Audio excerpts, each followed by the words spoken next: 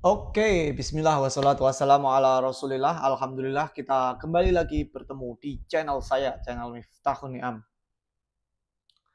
Bagaimana kabar Bapak Ibu semuanya? Semoga Allah Ta'ala senantiasa menjaga Bapak Ibu, senantiasa memberikan rezeki yang berkah, yang melimpah, yang banyak untuk Bapak Ibu semua. Amin ya rabbal alamin. Allah menjaga Bapak Ibu, Allah memberikan kesehatan, Allah sembuhkan dari segala penyakit, dan Allah memberikan kemudahan atas apa yang sedang diusahakan. Amin ya rabbal alamin. Di video yang lalu kita telah membahas terkait dengan posisi penempatan hotel di Kota Mekah untuk jamaah haji reguler Indonesia tahun 2025. Videonya sudah ada di sini.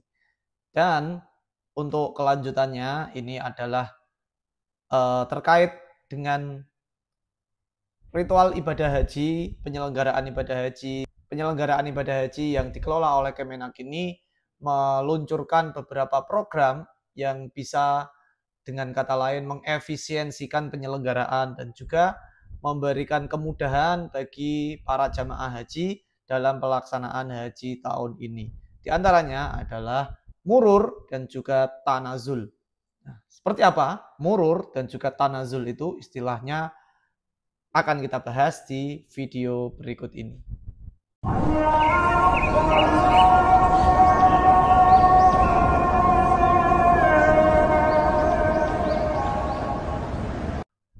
Oke, sebelum kita memulai video ini, izinkan saya untuk kembali memperkenalkan diri. Nama saya adalah Miftahun Ni'am.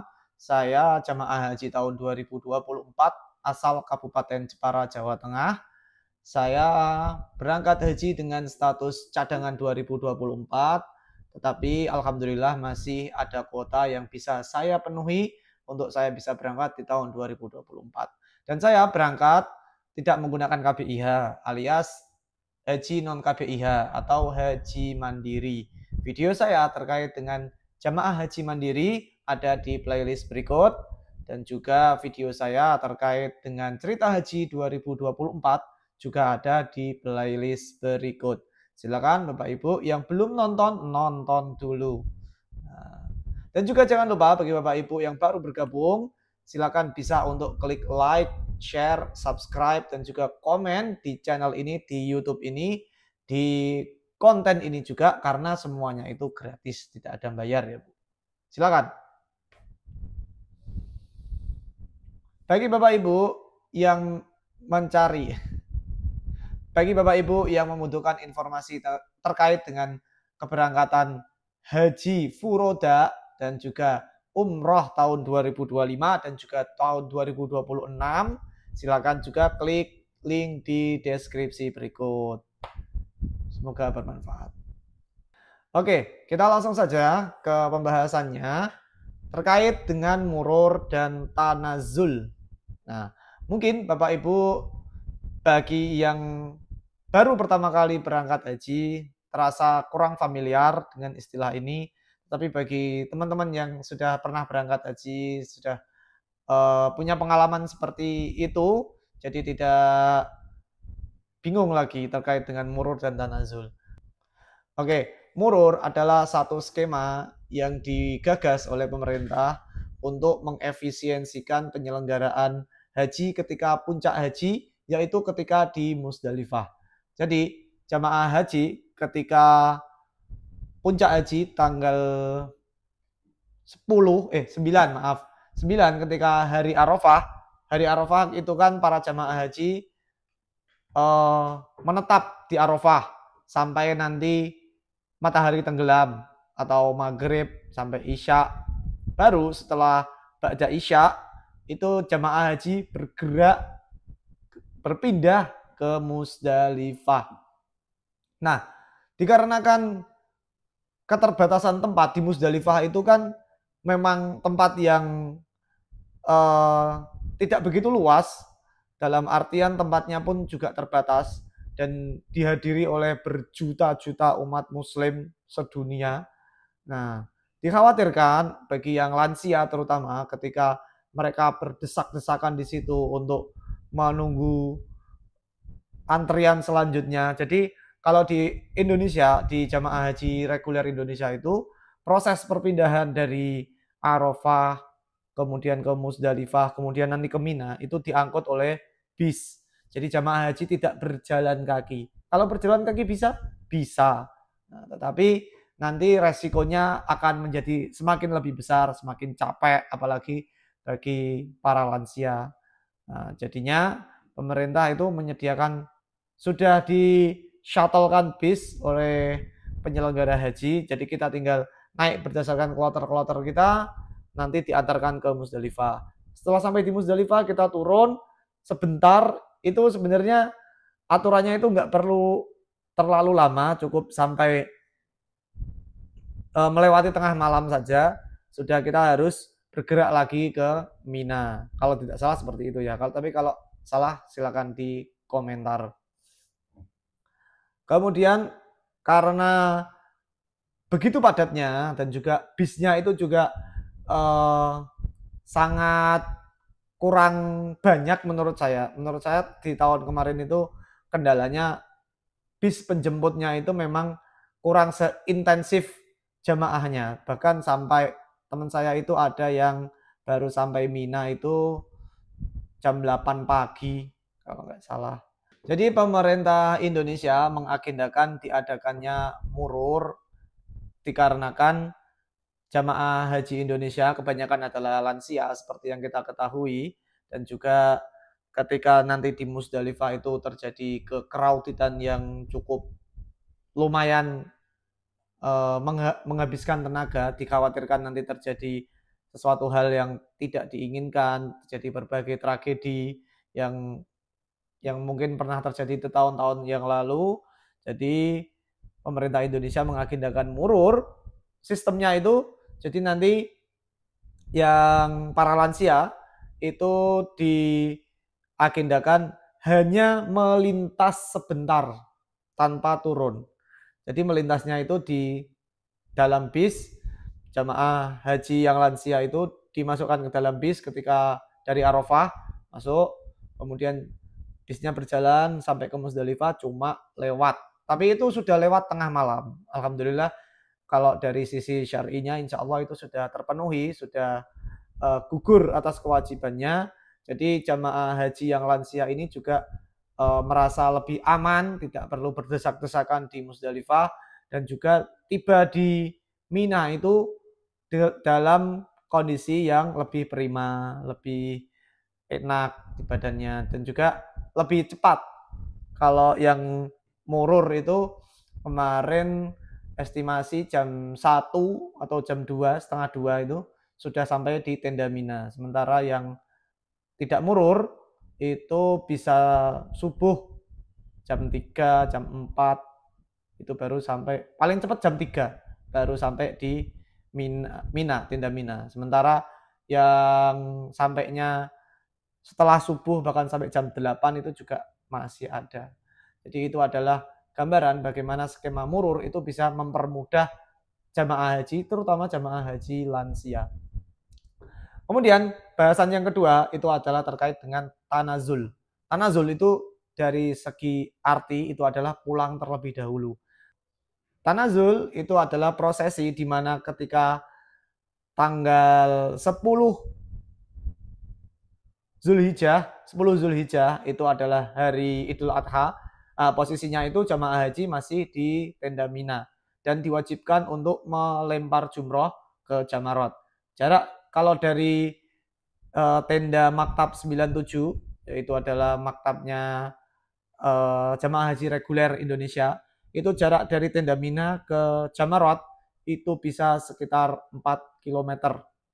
Nah, berarti kalau dari tenda Mina ke Jamarot itu 4 km dan nanti masih harus balik lagi ke tenda Mina. Artinya ini adalah 4 km lagi. Artinya bisa sekitar 8 km bahkan bisa lebih. Nah, itu harus dilakukan tanggal 10, 11, 12, 13 bagi yang nafarsani. Nah, ini menjadi suatu kendala adalah kapasitas dari tenda Mina itu tidak akan cukup untuk menampung satu kloter. Satu kloter isinya itu adalah 360 jamaah. Sementara di tenda Mina itu yang saya baca di tempelannya di depan tenda itu. Satu tenda itu terdiri dari 3 plong katakanlah. Satu plongnya itu ditulisin capacity 70, plong 2 70, plong 3 itu 70. Berarti total 210. Gimana ceritanya? 210 kapasitasnya tetapi jamaahnya 360. Tidak akan pernah bisa muat.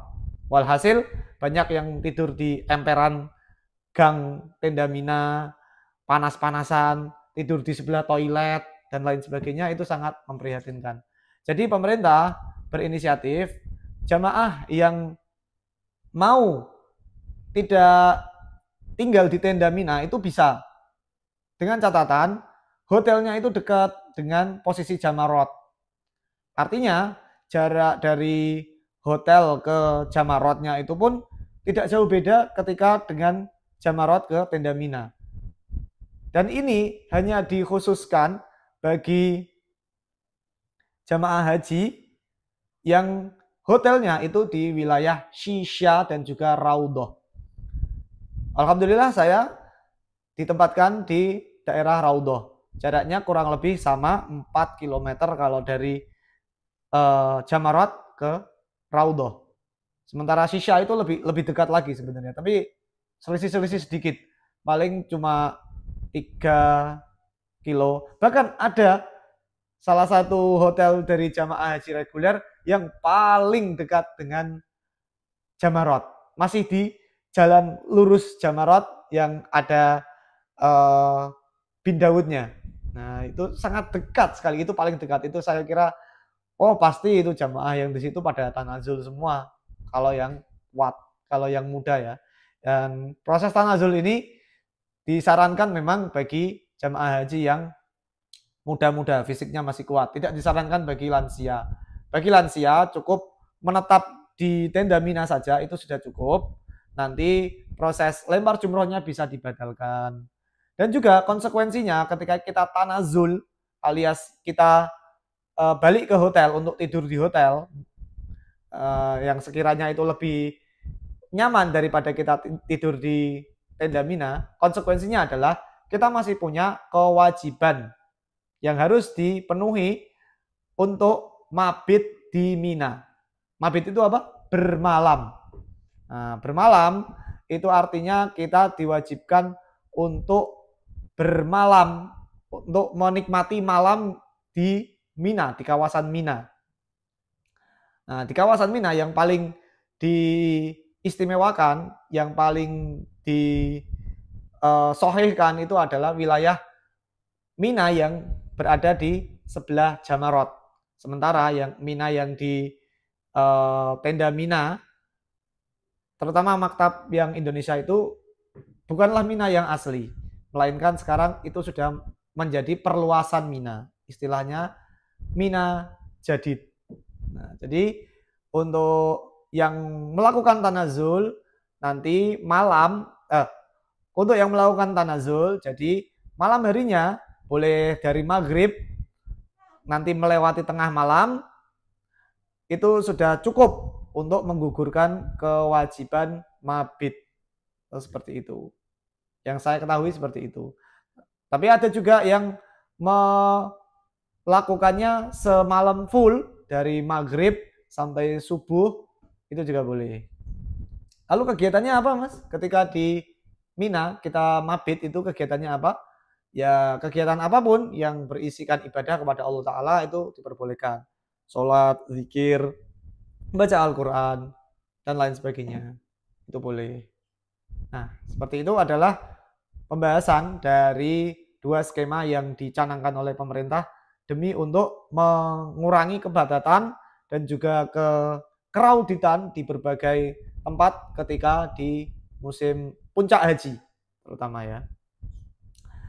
Mungkin bagi Bapak Ibu yang punya pengalaman terkait dengan murur atau tanazul, silakan bisa share di kolom komentar. Kita akan bahas kalau ada pertanyaan dari Bapak Ibu juga. Baik, sementara sampai di sini yang bisa saya bahas. Semoga apa yang kita bahas bermanfaat bagi Bapak Ibu semuanya, dan juga bagi Bapak Ibu yang akan berangkat haji di tahun ini, Allah berikan kemudahan, Allah berikan kesabaran, Allah berikan keberkahan di setiap aktivitasnya. Amin ya rabbal alamin. Bagi Bapak Ibu yang belum pernah umroh, belum pernah haji, saya doakan semoga Bapak Ibu bisa segera melaksanakan haji atau umroh bersama dengan keluarga, orang-orang yang dicintai, dan juga memberikan keberkahan bagi keluarga Bapak Ibu semua. Amin ya rabbal alamin. Kita akhiri. Wassalamualaikum warahmatullahi wabarakatuh.